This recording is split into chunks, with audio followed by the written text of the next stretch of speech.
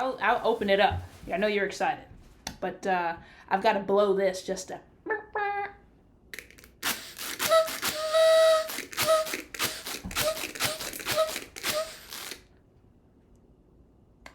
Thought it was a good way to celebrate that. Maybe not.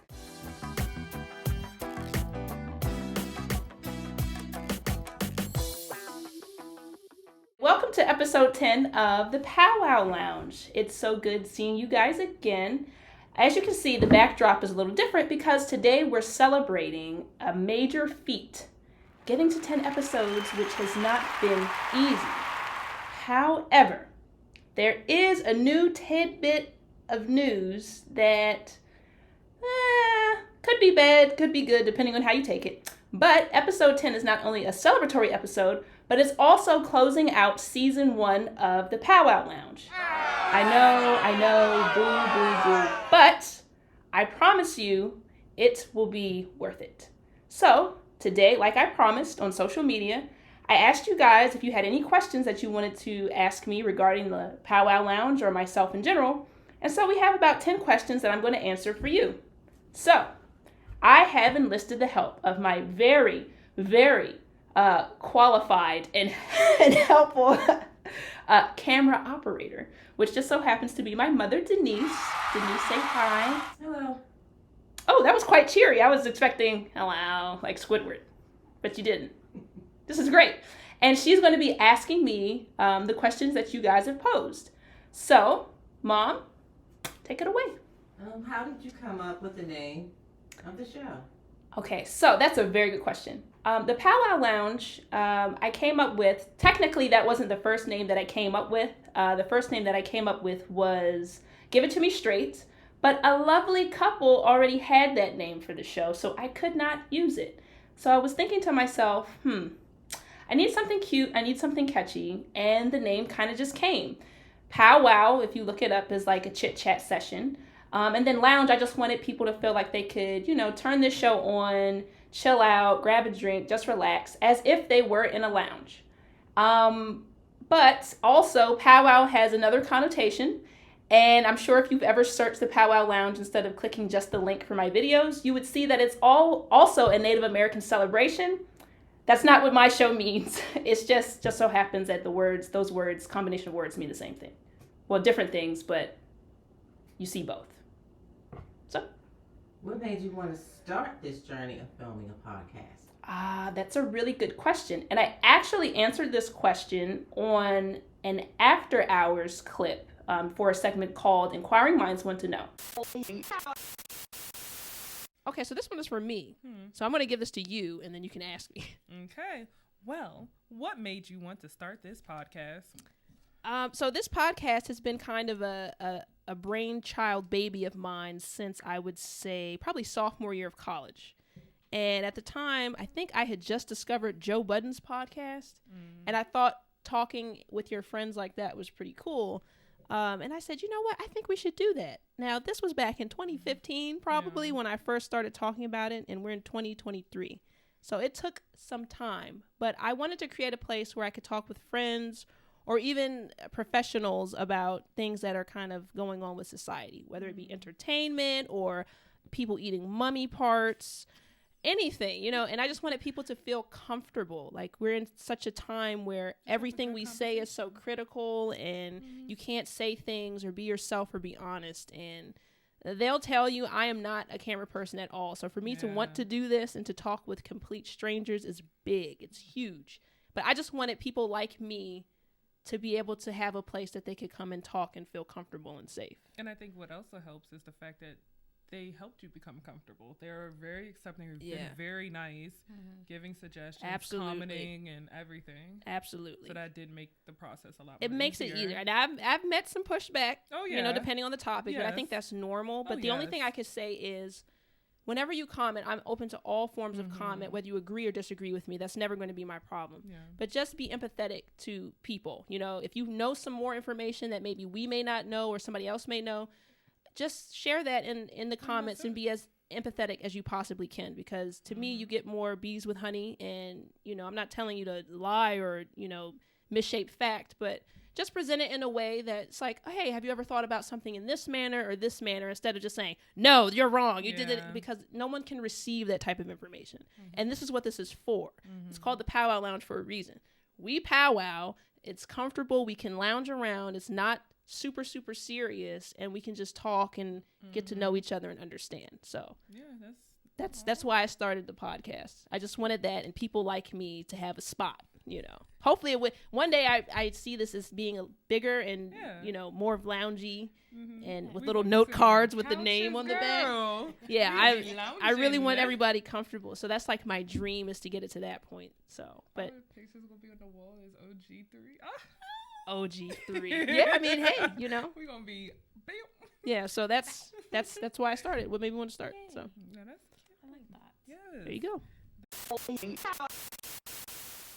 Basically, that is why I started the show. I just wanted to bring people together, get people to engage online, talk about various topics that, you know, I found interesting or that people asked me about, and just wanted to pose it to you guys, the viewer.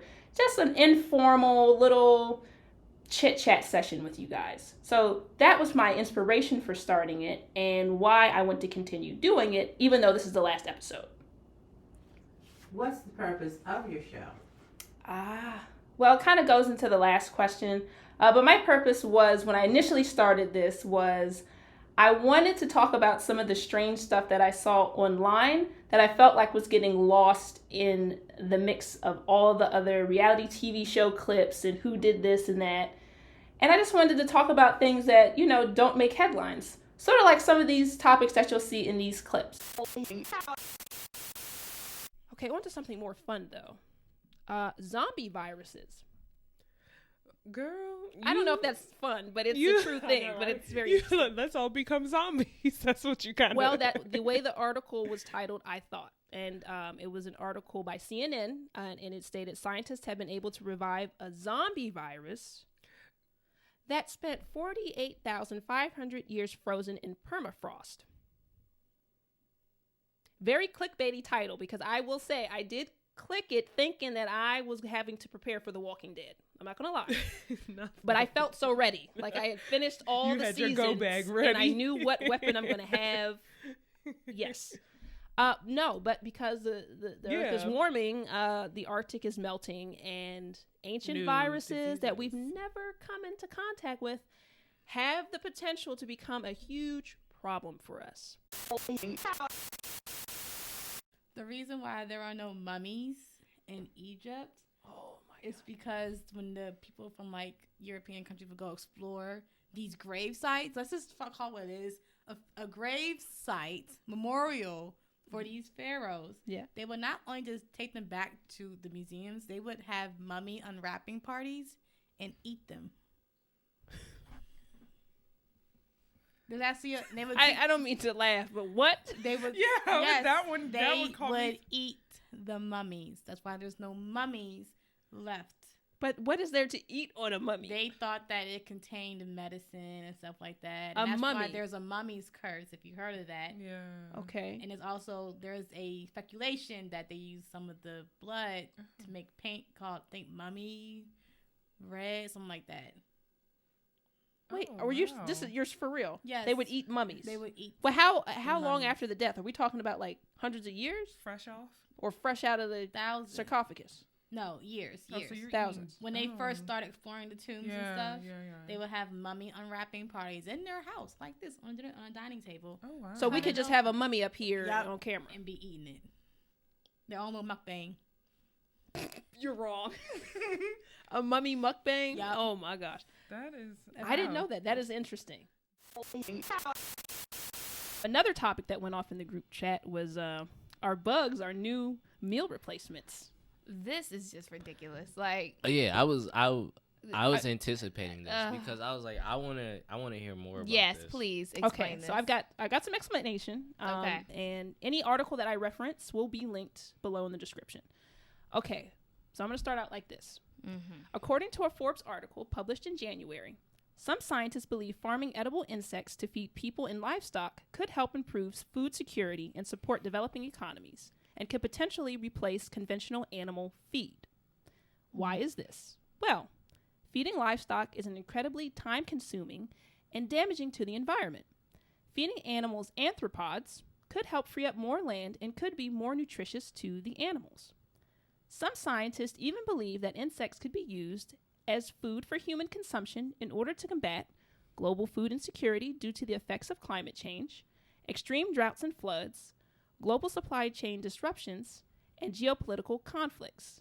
As low and middle income nations increase and grow rapidly, they're going to require access to affordable and sustainable nutrition, particularly protein. So that's the first caveat to this. Some scientists believe that if we integrate insects into our diet at some point, it could be beneficial, not just for our nutrition, but also it could ease up some of the effects of climate change. Trigger warning there. If you believe in that, you can believe whatever you want. I'm not here to badger you. So that first part, what do you think? Have you guys seen the movie Snowpiercer? I have. Remember when they were feeding like the people who like just made it on like the in the back? They were feeding them insects. The poor. Yeah, they were feeding them insects. What did you say? The who? The poor. Exactly. Okay. They were feeding them insects the entire movie, and that was one of the reasons they led the revolt. Right. To go to the front of the train.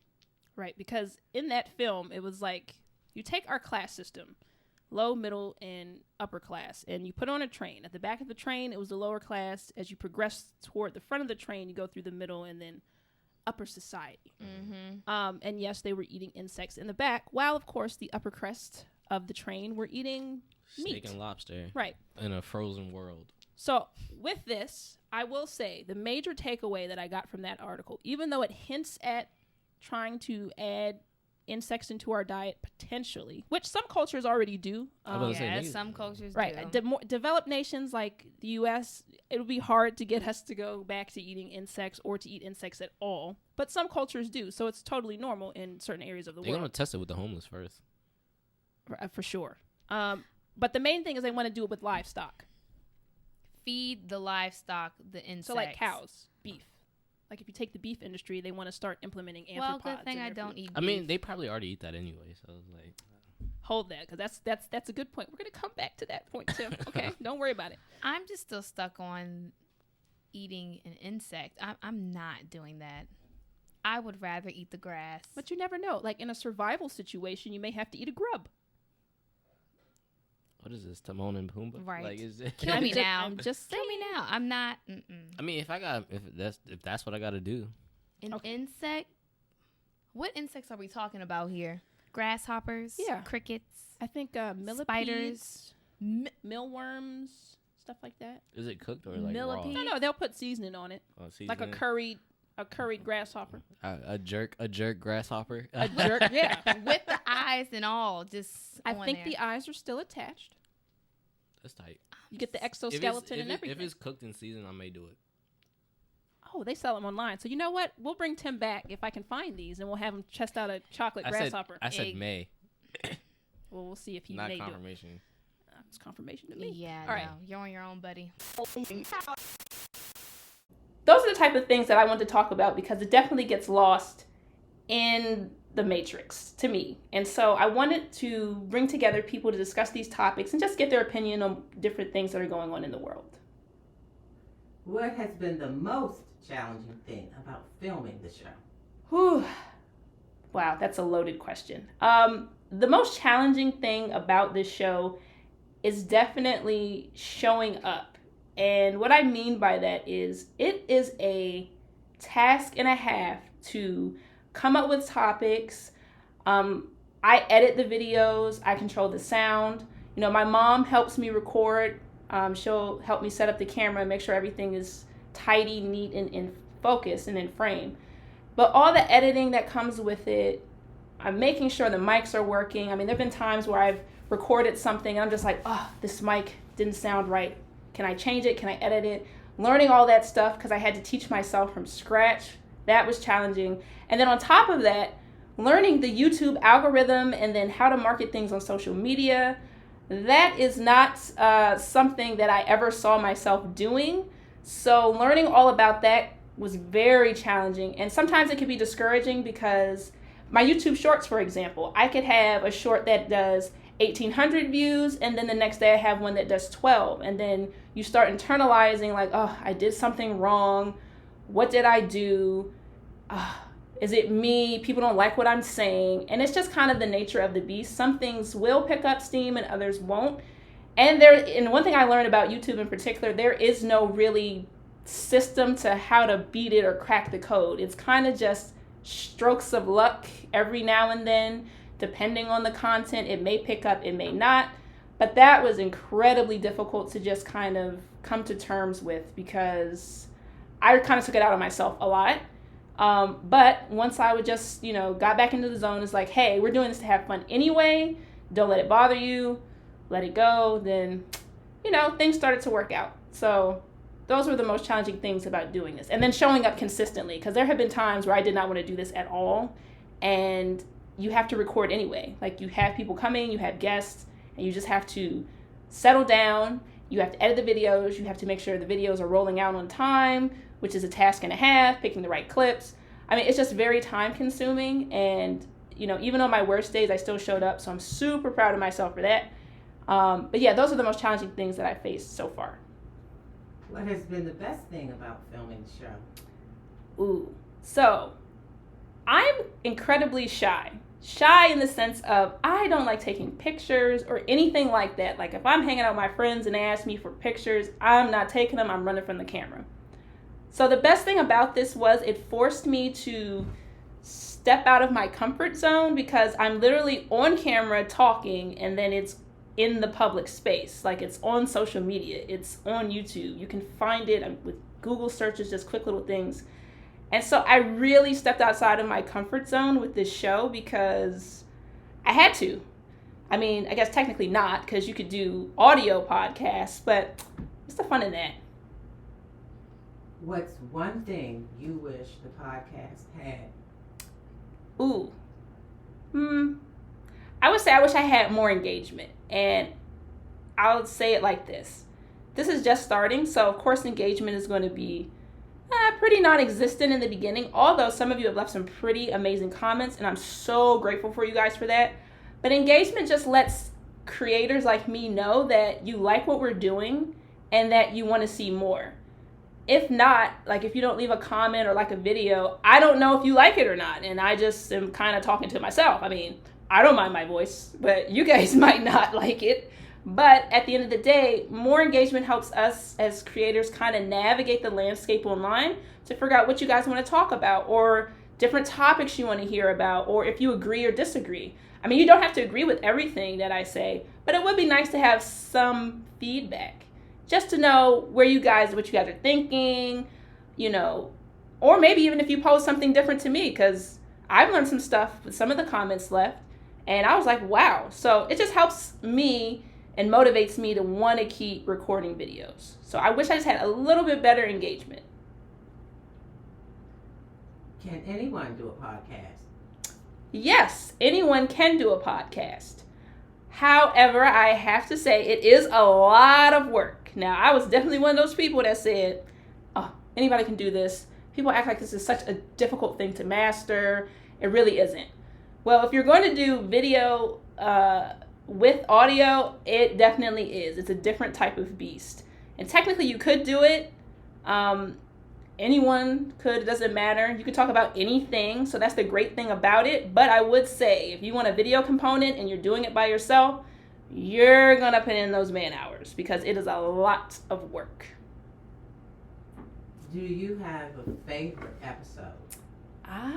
I like that one. I actually do. So I've had the privilege of having several of my friends on the podcast in episodes before, which you can, of course, check out whenever you have time. But I think my favorite one to date is an episode that I did with an illustrator friend of mine, Courtney Lovett. And the reason being, it was the first interview I ever did on camera. And it was like totally new. I didn't know what to do. I didn't know if I'd be good at it. But I really enjoyed kind of like that one-on-one dialogue and then learning more about her craft.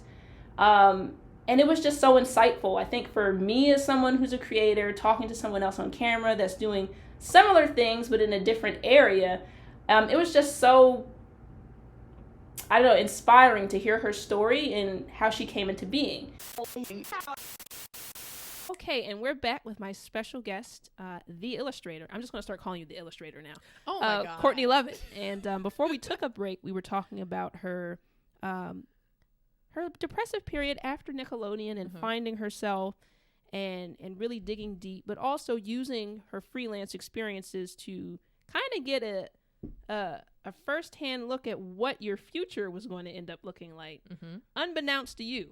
Because at the time, you had no clue. No clue. And I think this was the coolest thing is Courtney, and I'll make sure that I post your social media so people can see your drawings.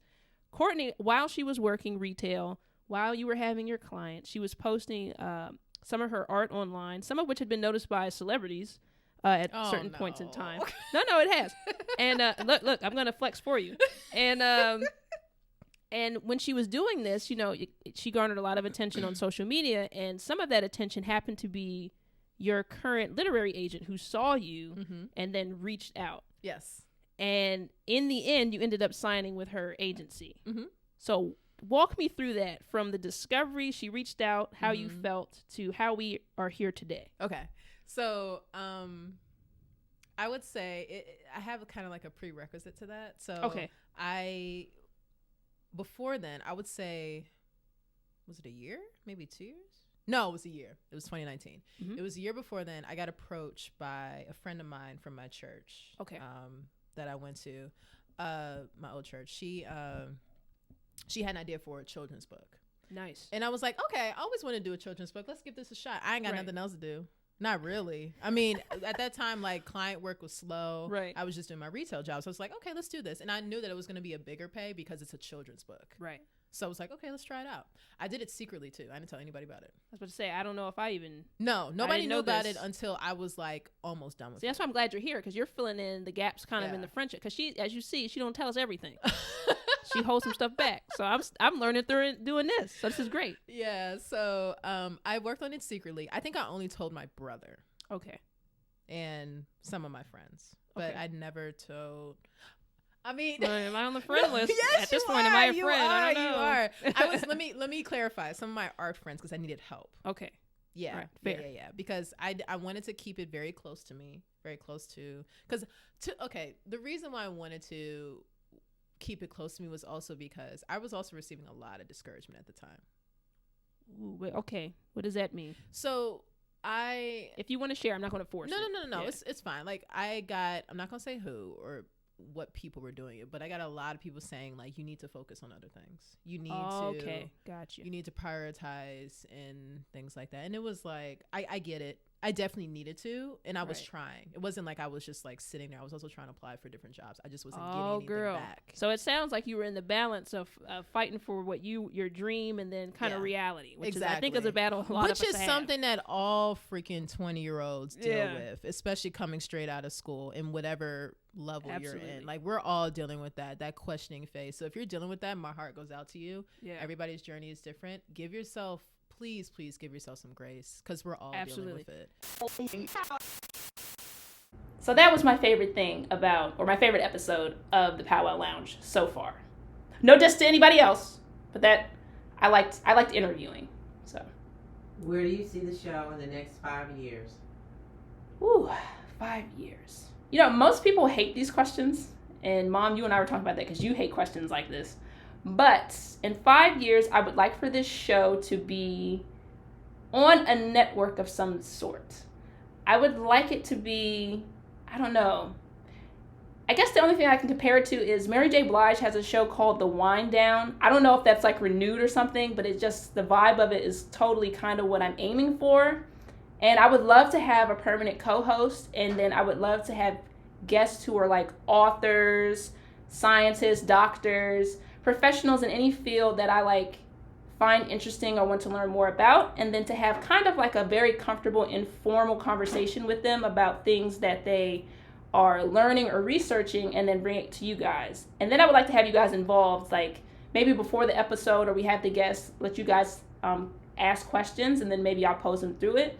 But I definitely want a bigger set, a more chill set with like a couch, lounge chairs, set it up more so like a bar or a lounge so you get that feel. And yeah, just a full-time co-host with me. And then I would love to have it done at least once a week. So that's what I see this in 5 years, with way more subscribers, like 1 million subscribers. We're getting paid, we making money, I'm having fun, I'm traveling and doing what I love. So that's where I see this in 5 years. What can we expect next? Great question. So this may be the end of season 1 of the Pow Wow Lounge, but it is not, I repeat, is not the end of the Pow Wow Lounge. So season ending, series ending, I'm coming back. I'm taking a little break. You know, your girl has to regroup and reset. But some of the things that you can look forward to is I want to get into doing more interviews with people. A couple of you have even asked to be on the show. So I would love to figure out a way to have you guys on virtually so that we can have these interviews and discussions, because I think some of what you guys do is super interesting and intriguing to me, and I would love to have you guys on here. Another thing that I like to do is live episodes every once in a while where I bring people to a set and we just let it rip. Hopefully I can get that together soon. But those are the 2 things that I'm really looking forward to. And I know I've been asked about, reviewing other videos. So it's a possibility. Anything is possible. I'm open to it. But one thing you can expect in the future and in season 2 of the Pow Wow Lounge is definitely more interviews. I really enjoy doing them. I love learning about different people and their backgrounds. So you can definitely expect that. But thank you guys so much. Every person who watched and supported, and all 53 of my subscribers. So funny story, I literally, in my mind, said I would love to have 50 subscribers before episode 10. And I literally got it a week before actually recording this. So I was super excited to see that. So I've managed to hit one of my goals. Ultimate goal would be, the 1,000 subscribers, 4,000 watch hours. And anyone who's doing content online knows what that means. Monetization. That is the goal. But with your girl taking a little break, it's going to take me a little bit more time to get there, but I have full faith that I will. To all my viewers, thank you so much. To every commenter, to every person that shared, to every person that liked the video and even subscribed. I would not be here without you guys, and I really appreciate you guys tuning in, checking in every week. To anyone out there who wants to start a podcast of their own or just a show in general, you 100% can do it. If I can do it, you definitely can do it. Just push through and just keep going. Don't let anything knock you off track. Just stay focused. And even on those days when you don't feel like doing it, trust me, just push through. You'll feel even better about it because your win is literally just on the other side. So, with that being said, thank you for watching this season of the Pow Wow Lounge. I'm your host, Michael Michelle, and I'll see you guys real soon. Bye.